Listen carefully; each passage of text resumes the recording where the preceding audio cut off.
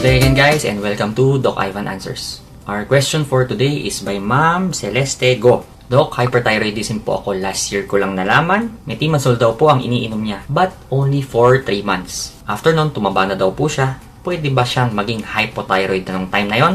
Short answer, Ma'am Celeste, yes, pwede naman po. Remember, one of the reasons kung ba't nagkakaroon ng hypothyroidism ng isang tao, pwedeng dahil sa surgery, pwedeng dahil sa radioactive iodine, pwedeng dahil sa Hashimoto's disease, or ito nga, dahil umiinom ka ng anti-thyroid medication tulad ng metimazole or PTU. Ang pagtaba, not necessarily hypothyroid ka na. Pwede rin pong interpretation na yun yung totoo mong timbang kasi pag ikaw ay hyperthyroid, pumapayat ka talaga. Yun yung usually sinasabi ko po sa mga pasyente ko. Payat po sila kasi yung metabolism nila mabilis. Kapag na-normalize na po yung metabolism, usually tumataba na po sila. At kapag tumaba na yung isang hyperthyroid, ibig sabihin nag-work yung medications. So yes, Ma'am Celeste, pwede naman pong hypothyroid talaga at kailangan i-adjust yung gamot nyo. Yun lang talaga, Ma'am Celeste, yung key. Kailangan magpa-check up regularly para matingnan kung yung gamot mo sobra na ba, kailangan bawasan, i-maintain lang muna, or kulang, kailangan dagdagan. Remember guys, the symptom itself does not say kung anong dose na magiging gamot natin, but syempre kasama yung blood test. TSH, FT4, FT3.